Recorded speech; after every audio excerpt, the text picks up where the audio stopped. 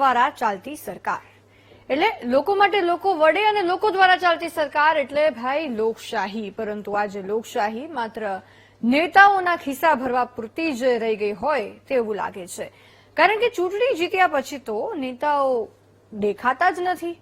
આવું અમે નથી કહેતા, પરંતુ ખુદ જનતા જ કહી રહી છે। એ જનતા જ એમને મત આપે છે દર 5 વર્ષે। વડોદરામાં ઠેર ઠેર નેતાઓના વિરોધના દ્રશ્યો સામે આવ્યા છે, ત્યારે ખોટા વાયદાઓ કરતા નેતાઓની કેવી રીતે જનતાએ પોલ ખોલી છે, જોઈ લો તમે।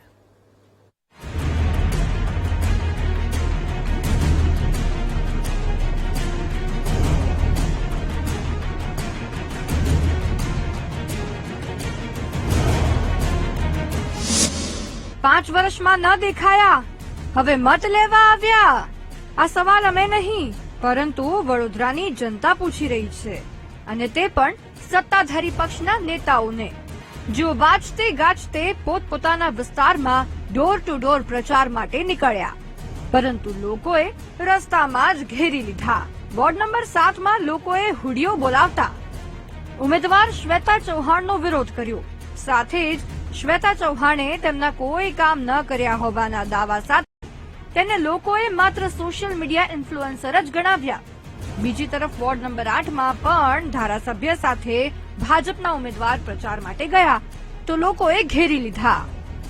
લોકોએ ઉમેદવારની પોલમ પોલ ખોલી નાખી તો ધારાસભ્ય કેઓ રોકડિયા સહિતના કાર્યકરોએ વાત સાંભળ્યા વગર જ ચાલતી પકડી।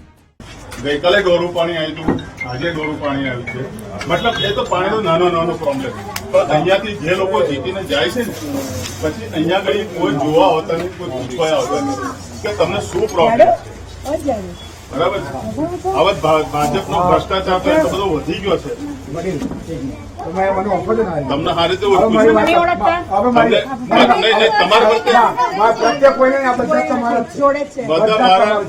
જો એક તમને સારી રીતે ઓળખું છું, મને વાત હું કોઈનો વિરોધ નહીં કરતો, પણ હમણાં જે તકલીફ પડે છે અહીંયા આગળ ખબર, તમારી રૂબરૂમાં હું અરજી આપવા આવેલો છું, પણ આજ દિન સુધી અમારી અરજીનો કોઈ નિકાલ કર્યો નહીં, કાયદા રોકડ્યા છે, બરાબર। ચાલો